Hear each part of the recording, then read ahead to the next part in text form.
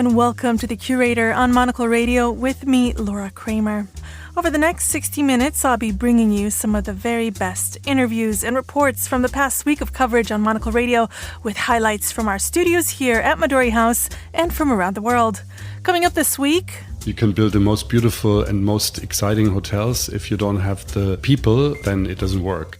We'll check in with the founder of a hotel brand navigating global expansion. Also on the show, the unstoppable rise of Saudi tourism. The beauty about tourism is that it disseminates wealth to these authentic places.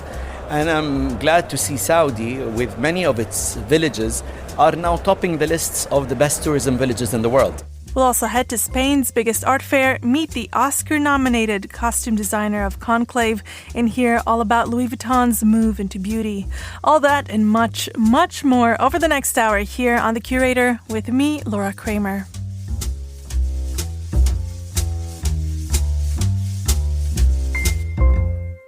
We start with the entrepreneurs.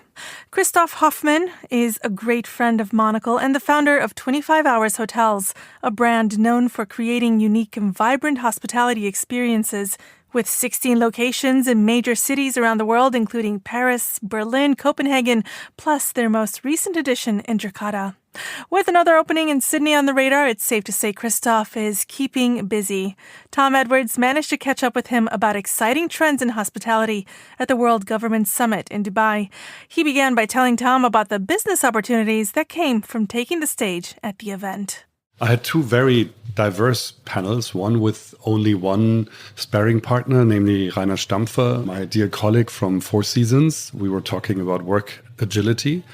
That was very interesting. I liked also to see his point of view. And of course, we are very different, 25 hours and 4 seasons. It's both numbers. But even or as interesting as the talk was with Rainer, we had a panel right now about 2 hours with 50 people from all different sorts of areas of the business. And it was about tourism. And I was really curious to see how 50 people can talk for such a long time and about what they talk. So that was a really interesting panel. The highlight was when at the end of that panel, the Prime Minister of Bhutan showed up. And it was really all about happiness, it was the perfect resemblance of Seoul, because I was talking about our hotels prior and I was trying to explain what Seoul meant to 25 hours and how difficult it is to keep it alive when you grow globally and you become bigger and bigger. And then this guy showed up and it was just pure Seoul. And I gave him my business card, asking him if we can do a hotel together in Bhutan. There you go. That's networking. And it's interesting because I think people who know the 25 Hours brand certainly well, it's fun. They're happy places. How have you done your level best to ensure exactly that, Christoph, that as it's grown and become more recognized, and of course you have to loose the reins a little bit as you scale, how do you keep that baked in? Is it about, presumably it's partly about how you communicate your brand values to your team, but it's just about people, right? But that makes it sound maybe a lot easier than it actually is. I mean, a hotel without people and culture would be no hotel. I mean, you can build the most beautiful and most exciting hotels. If you don't have the people, then it doesn't work. And to me, at the end of the day, it's the soul of the hotel. We had maybe we didn't have a strategic approach when we were still small of how to tackle culture and how we can create a team of people who are like-minded, 25 hours thinking colleagues.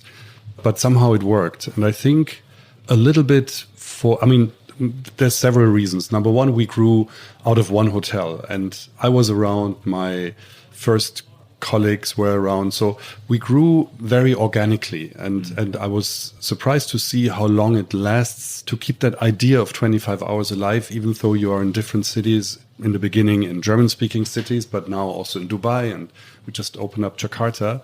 And for some reason, there's still a common denominator in the DNA. Of course, we screw up many times, and there's things we try, and we give our staff, our employees a lot of freedom to try. So we're not standardizing anything.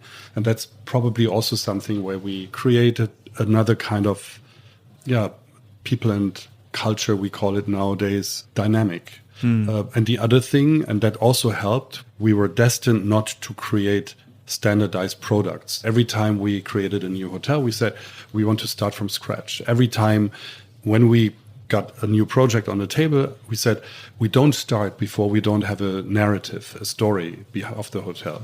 We like to compare it with movies. You don't start, writing a movie if you don't have a script, or you don't do the movie before you don't have the script. And it really helped to create another level besides making a beautiful hotel. I would say that many hoteliers, many hotel brands who are either in the lifestyle or luxury segment, I'm not talking about mid-scale, they're trying to do beautiful hotels. But what we are trying to do on top of it is to create concepts. So we've actually stole a little bit the existing beauty of the legendary hotels who are there since 100 years, and they are natural storytellers. Because if you go to those hotels, so many things have happened over the course of time which give the hotel that identity, and every corner tells lots of stories. And this is what we were trying to copy and create, like kind of fast track into our hotels, which we have developed over the course of time. And if you go to, sometimes it worked better, sometimes it worked less. If you go to, let's say, Zurich or Berlin or also Dubai, I think we've created a lot of different concepts so that people get inspired and that you have spaces where you feel comfortable and also spend a lot of time during the day. And some other hotels, it was a little bit more difficult. It's really interesting. I think you really have that sense of 25 hours, but then also the place, certainly those venues you just mentioned, which I know a little bit. I also like the idea of you as a hospitality auteur, like in a cinematic approach. It's interesting, isn't it? Yeah. You can use that one. Can I keep it? Yes, Can of I course steal you it? can. Of course you can. What are you most excited about in terms of big trends? And this doesn't have to be just through the prism of the brands that you're the custodian of, Christoph. And if we look at hospitality, what excites you? You mentioned, Rainer, we're talking about personalization and how that's going to be such an important part of the whole journey. But what, in terms of those broad brush trends, what are you most excited about just at the moment? Maybe just today, who knows? Several. I would like to speak quickly about individualization of products once more. As we grow, I think it'll be much more difficult to stay as individual as we have been when we had probably 5, 6, 7 hotels. I think we have a means of keeping alive on that level. But what I really appreciate are those very hyper-localized products. One hotel in a place like Zurich, fully dedicated on, the concept you want to do. And I think that's something which will happen more again. I hope there will be entrepreneurs popping up, which are not only trying to deal with the big brands, but on the other hand, I think it's also interesting for us. I'm now talking a bit more about Ennismore, the company who we are together with now. Ennismore is growing fast, but they're growing exactly in one segment where we want to be, like 25 hours is. And we have found that system of driving the growth based upon still ownership and foundership. And I think that's something which could become an interesting trend. And then, of course, the other big trend is people. How can we deal with people in the future? And what means education with respect to that? Yeah. How can we redesign and recreate education, especially in hospitality? Well, just on people, again, across sectors, talking about the critical importance of recruiting the right people, retaining your talents. Is that difficult? Because, there's nothing more personal than hospitality, right? In terms of the things that can make the difference. Yeah. And what's the secret? Because obviously you've got these brands that I think are actually very coherent, but how do you impart the values, Christoph? And again, as you get bigger, I guess as we said earlier, you have to be less hands-on. So how do you ensure you're managing to communicate those values and finding people who are genuinely receptive to them? Is it difficult? Yes, I think it's difficult. Before I come, and I don't even know if I have an answer on how to communicate it, I think it probably works by itself if you do it the right way.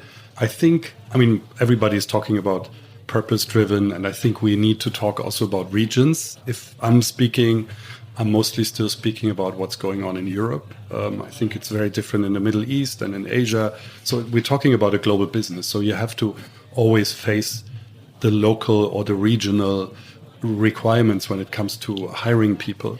I think coming back to Europe, we need a lot more flexibility. We've been the ones who started with the 4-day working week, which attracted a lot of people, especially after the pandemic. It was also a marketing tool. But we also believe that we are not finished yet with just, implementing something which incentivizes people to work less. I think we should do also the other way around. We should incentivize people to work more. And that leads to much more flexibility. How can you create an HR concept in which you can offer everything for everybody, so that you really can also target a bigger target audience in the labor market?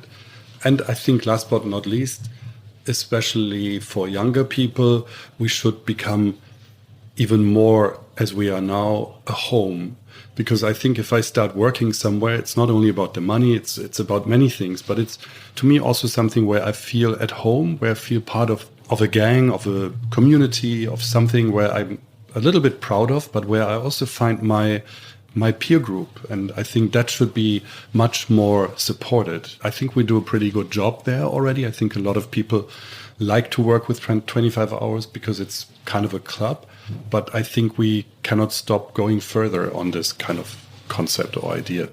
Now, this week, the world's travel tastemakers have descended on Berlin as the German capital played host to the industry's leading trade fair.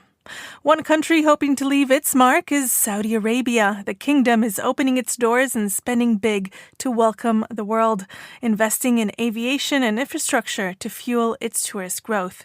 Monocle's senior foreign correspondent Carlotta Rebello caught up with Fahd Hamidaddin, the CEO of the Saudi Tourism Authority. She began by asking about the kingdom's strategic geographic position in the world and its ambitions to act as a global hub.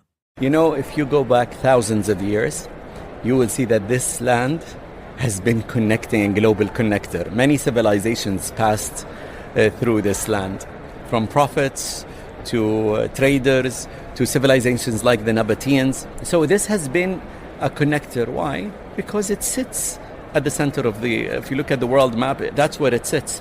So today you see the Western civilization, you see the Eastern civilization, and with Arabian civilization now being unpacked to the world, there is a lot to offer. Now that's historically. In today's world, we are investing in tourism more than any other country in the world. And with that comes investing in aviation. Not a single country has a pipeline of aircrafts to be received in the coming 3 years like Saudi Arabia. So we started a few years ago with 120 cities connected to Saudi around the world. As we speak, we're connected to 170, if not more, and we will continue connecting 250 by 2030. So we reckon that we need to reduce the cost and effort of travel and reaching our destination. And we've had some great wins. And we're doing it with partners. Just last year, more than 30 destinations in Europe connected to Saudi. I want to stay on that point of investment because we keep coming back to it. And it seems like it's an interesting time for this to be happening because a lot of countries, a lot of cities, when they invest heavily in tourism, it's almost like a reaction. The big visitor numbers are there. They need to address it because it's bursting at the seams. Here you almost have the other way around, which is the opportunity to build right from the beginning. That difference in approach to investment, has it been the key to preserve heritage, to honor culture as you've been describing? There is a saying that says, build it and they will come. Now, this has succeeded in many places of the world, not probably everywhere. In tourism, if you look at the tourism expected growth by UN Tourism or World Travel and Tourism Council, all the projections are basically saying tourism will grow at a pace that is higher than the growth of global GDP and global economy. So it's going to be one of those sectors that will continue lifting the global growth. You see more and more people owning passports, more and more low-cost carriers coming.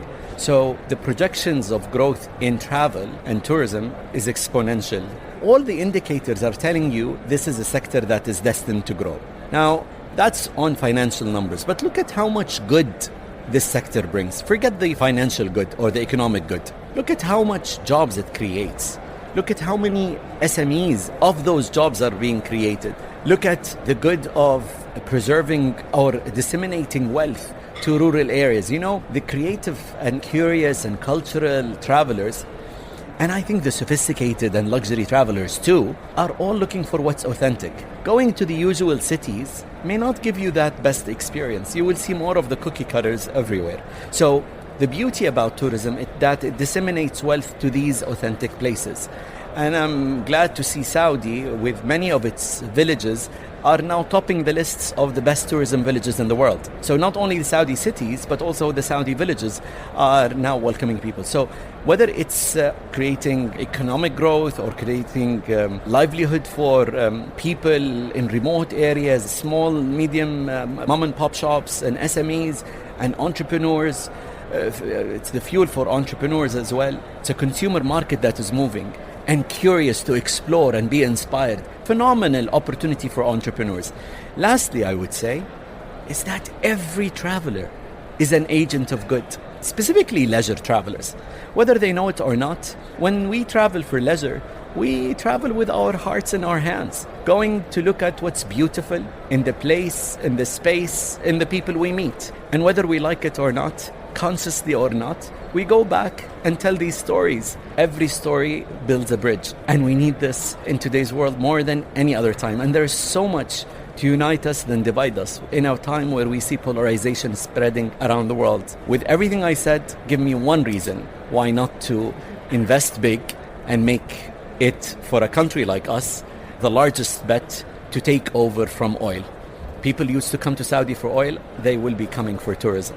The flip coin of tourism, the good that it does to the country itself. Tell me a bit more about your thoughts on that, about how tourism can be a catalyst for positive urban change in Saudi cities. If you look at what tourism is being attacked by in today's world, over-tourism, and that's where tourists and residents meet. And where do they do? It's in urban spaces. So is it a problem of tourism? Or is it a problem of urban planning? I think it's the latter for sure. We must learn from these mature destinations not to fall in the trap of others. And if we do, the world would be unforgiving. Residents before tourists. The second thing is, whatever we do that is new, like the leisure projects or the Red Sea, these are architectural marvels that are shaping the urban space of these new destinations to a standard that is never done. And what I mean by standard, I don't mean luxury in its commercial tense. I think luxury in modern world is authenticity. It's relevant to the place and creation of space that allows interaction and preserving or regenerating the old. You're listening to The Curator on Monocle Radio with me, Laura Kramer. Spain's biggest art fair, Arco Madrid, is in full swing in the country's capital. It brought together old Europe, Latin America, and the rest of the globe through the hosting of booths from 179 galleries, a rich program of events and curatorial presentations. Amid the hustle and bustle of the fair, Monocle's Robert Bound caught up with director Maribel Lopez. He began by asking her how the fair attracts international collectors. Well, I think Arco Madrid, it's an old fair, 44 years, and also somehow an institution. And I think one of the things we do is we push the galleries. We try to help them to present things that are not so well known, that when collectors come, they know they're going to discover something, they're going to have space and time to look at artworks. So we try to offer something different, another kind of experience, and also, we are very welcoming people, and we try the fair to also have that spirit, no? And all that is working, I would say. And how do you do that? Because we came here last year, we had a great time, you were such a wonderful interview, and you gave us a very warm welcome. How do you do that? Because there is obviously there is a big mix of the curatorial and the commercial, like any art fair. How do you do that at Arco Madrid? Because it does feel like you are embraced into a warm bosom here, Maribel, by the city, but by the fair itself. And we are, let's face it, we are not necessarily in beautiful surroundings here. We're in a huge hangar, but it does feel like it's got a very good atmosphere. So how do you ensure or encourage that to happen? There are many layers to that. First, of course, the galleries. We encourage the galleries to take challenges. We also put some rules, so galleries that are under 40 square meters cannot present more than 4 artists. This is one of the rules. Then we offer them spaces for the presentation of more challenging commercial projects by a really symbolic price. We do that. Then we make also a better price when they take another kind of challenge, just presenting to artists. So first, by helping the galleries to take that next step. No, in terms of challenge, and that makes another kind of space. But then also with the architecture, we put a lot of effort in the architecture of the common areas, because as you said, this is a hangar. Is the total of the fair is 38,000 square meters, which is a lot of walking, a lot of grey, the floor and the ceiling. So we collaborate with young architects to develop what we call the common areas, the forum and the restaurants, etc. The guest lounge, what is normally a VIP lounge at other fairs, it's a guest lounge for us. We'll see you there. Yeah. And that is done by Mesura. That is a very interesting architect office in Barcelona. And also the special subject of the year is also done by another team of architects. So what we try is that the art experience is very focused, is very frontal, but then somehow the social experience also connects with the way we are in this city. No, we like to be with friends, we go to bars, so we have to reproduce that somehow. If not, everybody will go to town. But then it's true that also the institutions in Madrid are very close to the fair. They all understand the fair as part of their ecosystem, so we connect deeply, and there are performance tomorrow in Reina Sofia with one of the artists from Amazonas, also in Casa Encendida, exhibitions by collectors. So yeah, the whole city also embraces. And you've obviously each year you kind of slightly shuffle your deck of cards with the galleries that are showing here. You've got some new entries this year.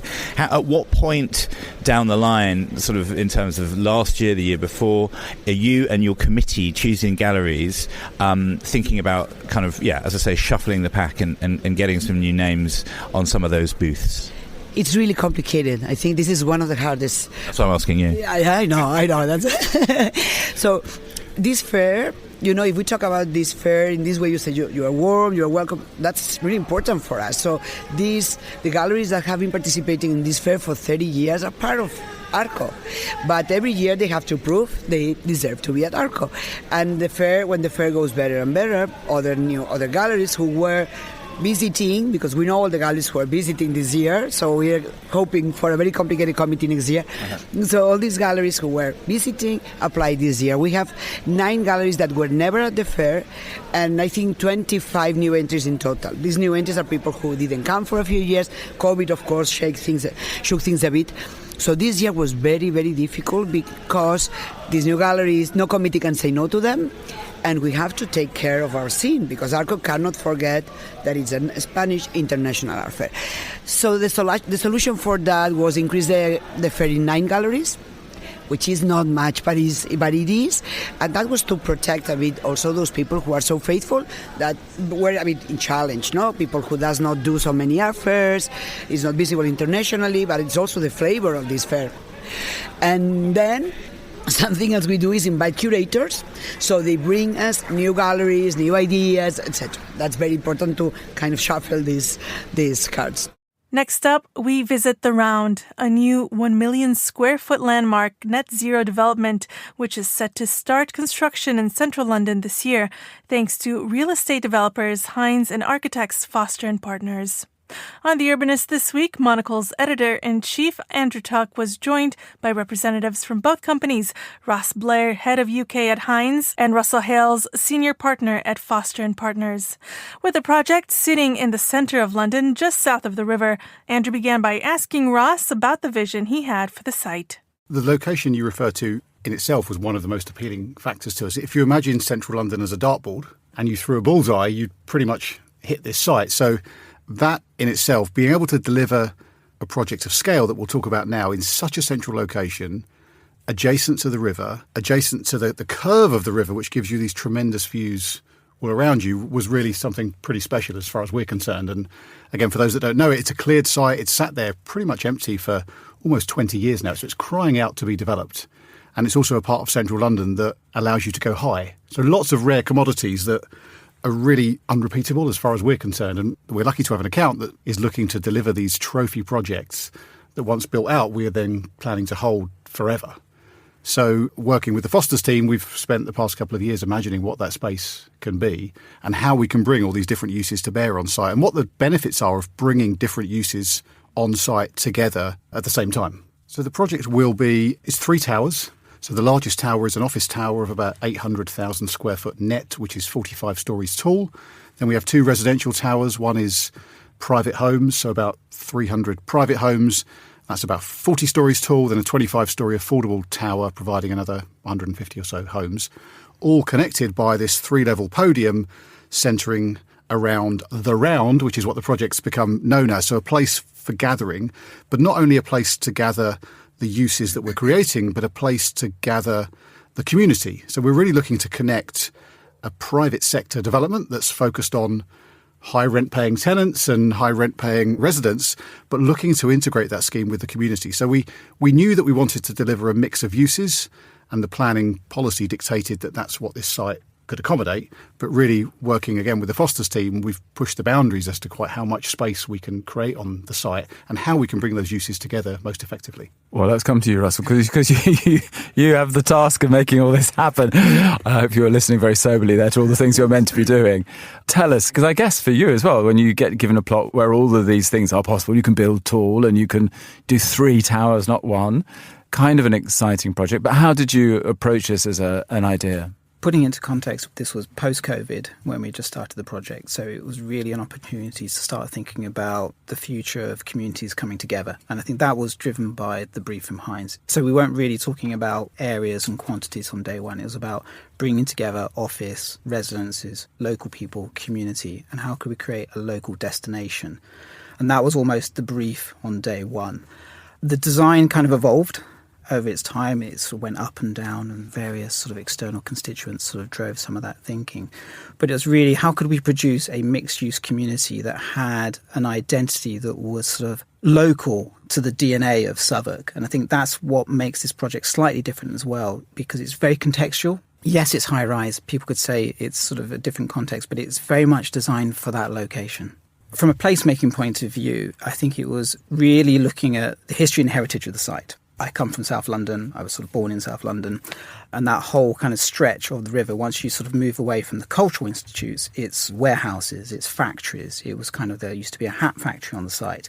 So it's courtyards and yards and things like that. So the idea of bringing people together in spaces set back from the street was kind of a historic clue that we took and utilised to create the central space.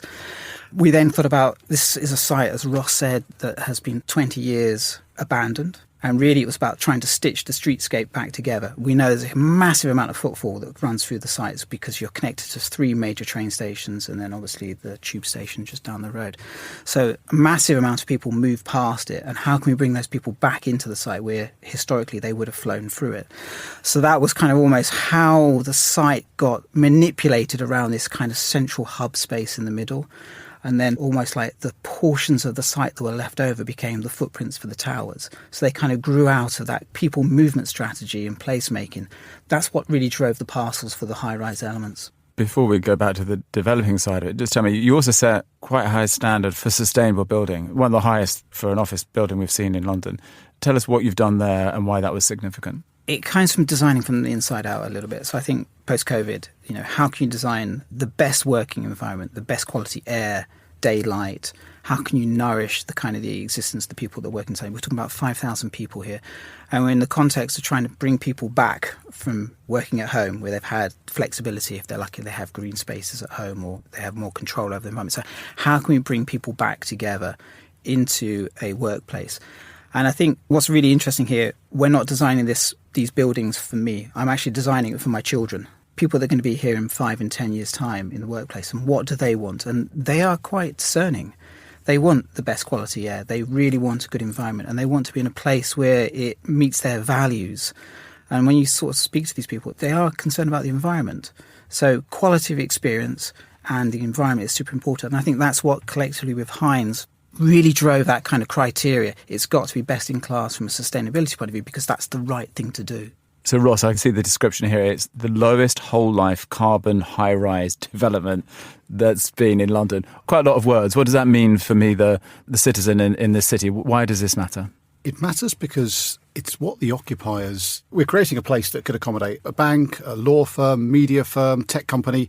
This is a part of London that we think will appeal to occupiers from lots of different sectors. And if you go to the websites of those businesses, whether they're a law firm, a bank, or any one of those things, actually quite a lot of what they say about themselves in the first few pages of the website is what good corporate citizens they're going to be, what good employers they're going to be, what they stand for beyond what their discipline is in industry, what they stand for as a firm. These are statements. When these big firms are signing leases in these kind of buildings, they're making a statement to the market. Sometimes it's making a statement to their competitors. But more often than not, it's making a statement to the people they want to hire about what they stand for as a firm. And unless you're delivering buildings that have all of those credentials, they're not able to prove to the world that they really mean what they're saying. And there's a huge war for talent in London. Again, to Russell's point, we're creating buildings for the next generation, and people of that generation care about different things. I remember when I left university, I cared about how much was I going to get paid. If I was lucky to get offers from different firms, that was what was really driving me to make the decision about which firm I went to. I'm sure that plays a part of the decision making today. But more and more, the kind of real estate the firms are operating, what they're standing for, how they're connecting with the community, those are the things that are causing the smart grads to make decisions as to which firms they go to. So as a developer, these are things you have to get right. UBS has over 900 investment analysts from over 100 different countries. Over 900 of the sharpest minds and freshest thinkers in the world of finance today. To find out how we could help you, contact us at ubs.com.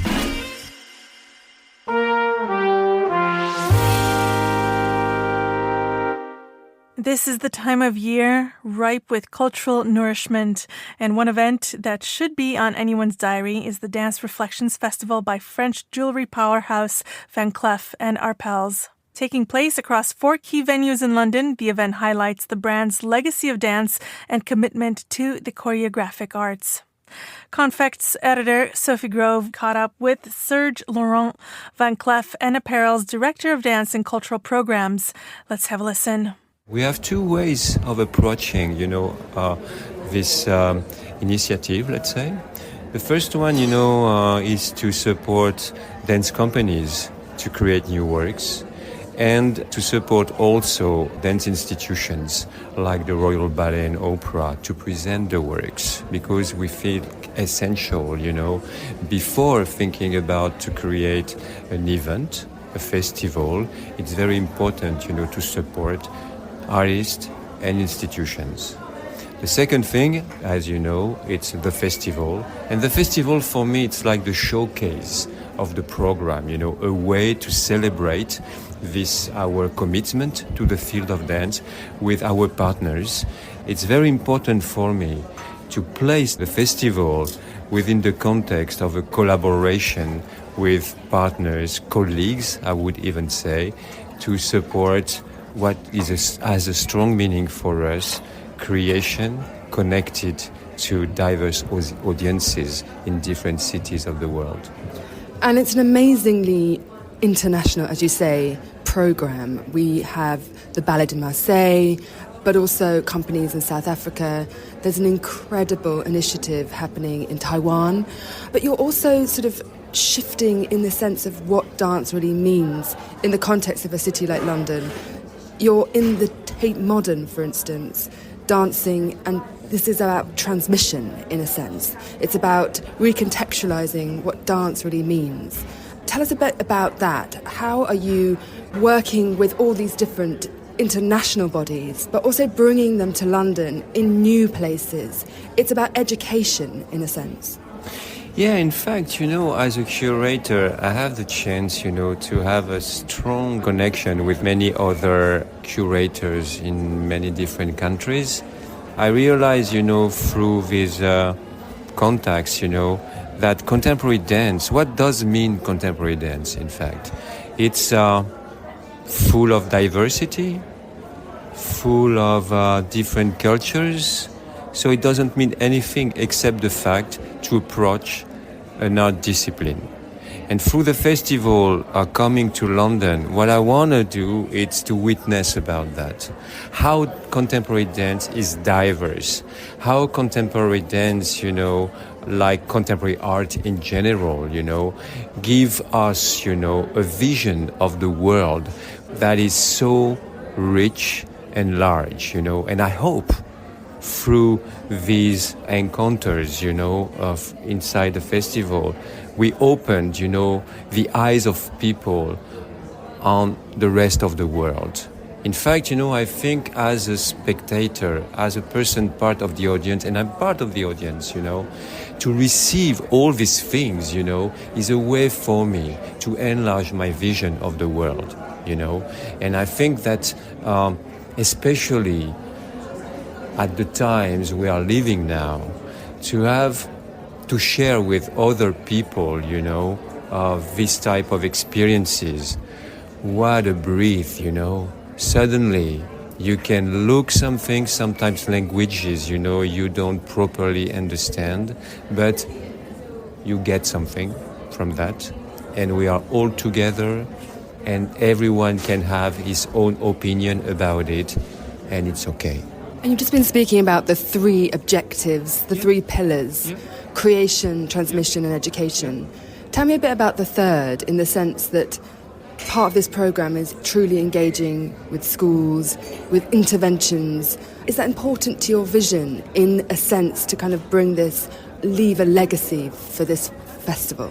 In fact, as a curator dealing with contemporary art in general, I understood that sometimes it's difficult for a general audience to approach contemporary art. And I wondered a lot about this issue. And suddenly, I said to myself, in fact, it's normal. It's normal. As I said, artists are researchers, they are inventing new languages.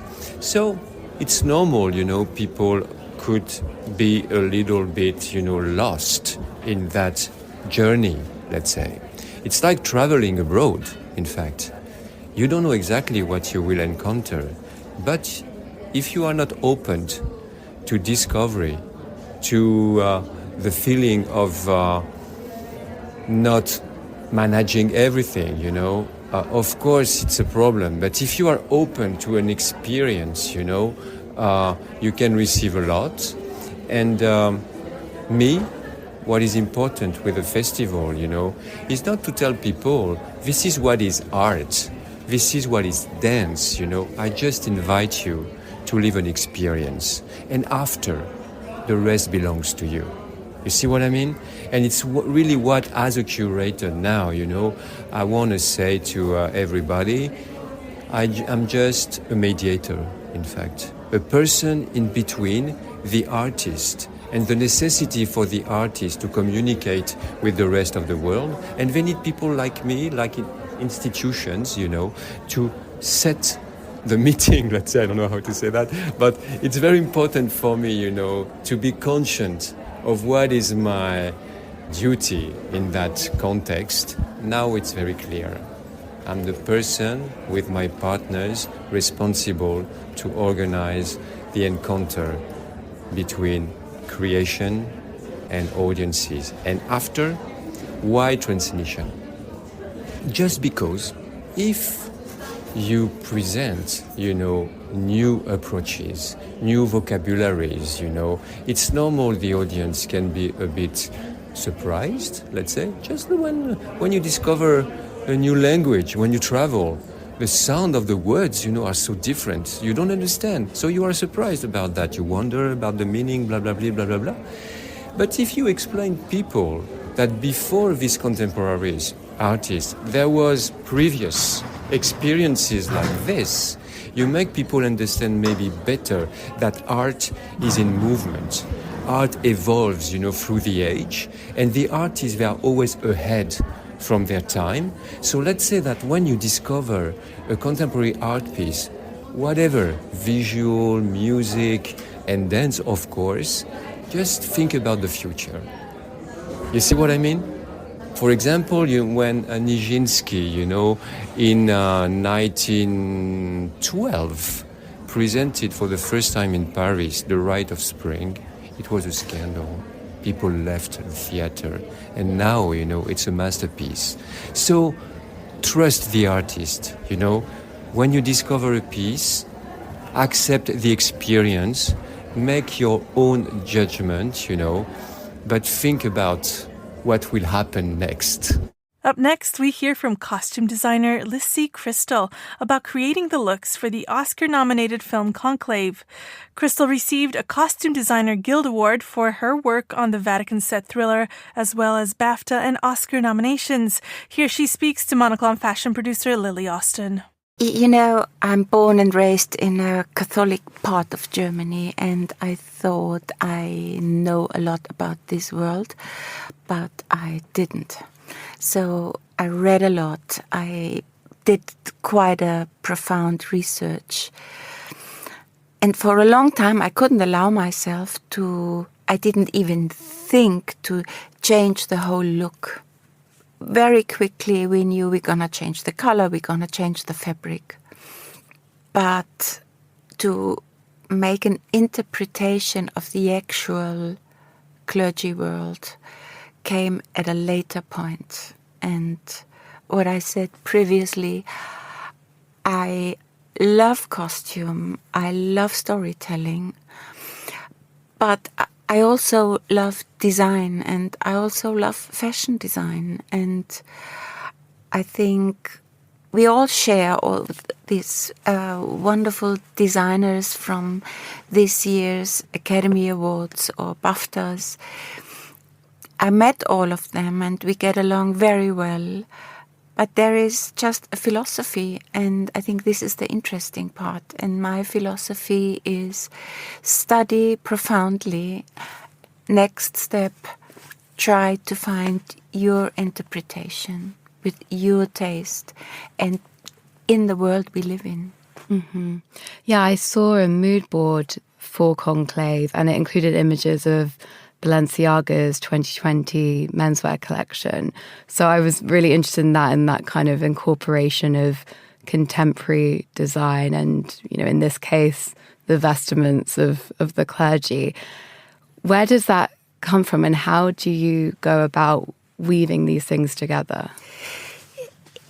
You know, as long as there is this feeling, homework done, good girl, it's not good. It's not good. Then I saw the couture shows from Balenciaga 2022, and I thought, this is interesting. This, you know, it was just so like an enlightenment. Is this the proper word? And then I started to read about Cristobal Balenciaga. I mean, you know, we know now it's Demna Gvasalia who is the designer, but there is a real Cristobal Balenciaga. I read about him, and he was so incredibly modern in his lifetime. But he was also a really faithful Catholic. He went to church every day. He was an altar boy, and I thought, look at this, you know, how this is inspiration. So, you know, the road back led me to this new road, and Demna Gvasalia lived for quite a while in Berlin in the most interesting days in the whole club scene, etc. So what you meet there is Cristobal Balenciaga meets Berghain, Berlin, shake it up. And so I think, you know, this is interesting for me, because we shot in Rome today, in our days. It's a contemporary movie, even if it seems strange, but this is a contemporary movie. And I wanted to, whatever I do, I try to approach it with the utmost respect and without prejudice. And I think they look more beautiful than the real ones. So, yeah, I wanted to ask you a bit about that as well. What was the decision behind? You mentioned changing the colors and the fabrics slightly. What was that? And the cut. So, what was your reason behind that? You know, it's an easy research, the Conclave 2013. And you see how these old men enter the Sistine Chapel And I thought, it's really difficult for me as a visual artist to take this serious, everything. And then being in Rome, and you are surrounded by the clergy world. So, yeah, my approach was to give them a respectful and beautiful attire.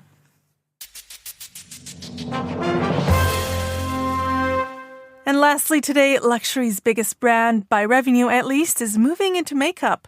From this autumn, you'll be able to buy one of 55 shades of Louis Vuitton lipstick, plus lip balms and eyeshadows. The legendary makeup artist Dame Pat McGrath will have creative control.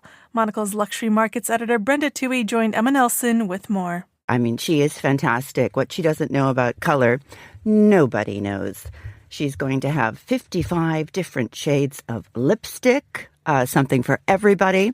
I think in the future, going down the road, they're going to roll out some foundations and maybe some skincare. But right now, they're just sticking to color palettes, and I can't wait to see them. I know, because if Pat McGrath's got a hand on it, it'll be fine. And the lipsticks and the eyeshadow palettes are going to be housed in little, I think, leather pouches. Little trunks. Yeah, I know. Don't you love that? That's it. So that's it. This is the silly thing. Because when I read this, I was like, oh, good. We've got another foray of a luxury brand departing from accessories and blah, blah, blah. And then they said they're coming in tiny trunks. I know. I mean, I want that. I can't wait to see it. Clearing out the cabinet. Absolutely. I mean, Hermès has the little, linen pouches for their kind of Piet Mondrian-inspired range of lipsticks. But Louis Vuitton with the old LV. Tiny trunks. Ooh, logo trunks. Can't wait. Right. So let's talk a little bit more seriously about this. Well, the 55 shades is the LV, isn't it? It is. It's the 50 and the 5 in Roman numerals, which is very stylish and very lovely. But what is this in response to? I mean, is this a sort of a brand new creative step up, or is this possibly a rather tacit and stylish recognition of the fact that there is a fall away of the high-end luxury customer here, and that they need to start to target a market which can enjoy that affordable luxury? I think there is a softening, certainly, of the luxury market. It's an entry-level issue, I think. It's another entry level on which younger people can come and join the Louis Vuitton family. And, in a lovely way. It's lovely to have something gorgeous in your handbag. If you can't afford a Louis Vuitton handbag for £2,000, £3,000, £4,000, perhaps you can afford a lipstick, which might be in the range of £60 to £80. And the little trunk. This is going to be an interesting moment for Louis Vuitton, given the fact that this is already a very, very crowded market, isn't it? I mean, if we just look at the likes of, for a long time we've had Chanel, Dior, Armani, Yves Saint Laurent, beauty, and they have all sort of become incredibly, dare I say it, mainstream. But we've just seen a sort of a stepping up of new players recently when it comes to cosmetics, Prada, Celine, all that. Where does Louis Vuitton want to sit, given the fact that, there is an awful lot of choice out there? And the first question you ask is, why do I need another lipstick? There is a lot of choice out there, but I think what separates Louis Vuitton from a lot of the other brands is distribution. They sell their products in their own stores. So in 2016, they launched their perfume. We thought, who needs another perfume? But their perfumes are exquisite. The bottles were designed by Mark Newson, and they sit beautifully aligned in their own stores. So they don't have the distribution costs, which means that other brands have, selling them through Sephora or Selfridges or whoever. So they can spend maybe a little bit more on the ingredients, rarer ingredients, more refined. And I would imagine it'll be the same with the makeup. And it is, finally, a good idea. It's a good example of a brand which is retaining its integrity and its brand integrity, given the fact that we're seeing so much changeover and so much churn and brands trying to reinvent themselves every 5 minutes. There is this sort of constant brand sort of solidity when it comes to LVMH. And it's an extension of the brand, too. I mean, we see it with Dries Van Noten and their kind of wonderfully mismatched lipstick packaging and perfume packaging, you know, with the Delft and, you know, chintz, and it's really, really wonderful. And who doesn't like to have something beautiful in their bathroom or on their dresser in their bedroom? Well, that's all we've got time for on this week's edition of The Curator. The show was produced by David Stevens and presented by me, Laura Kramer. Join us again next week to hear some of the very best of the programs here on Monocle Radio. Goodbye, and thank you for listening.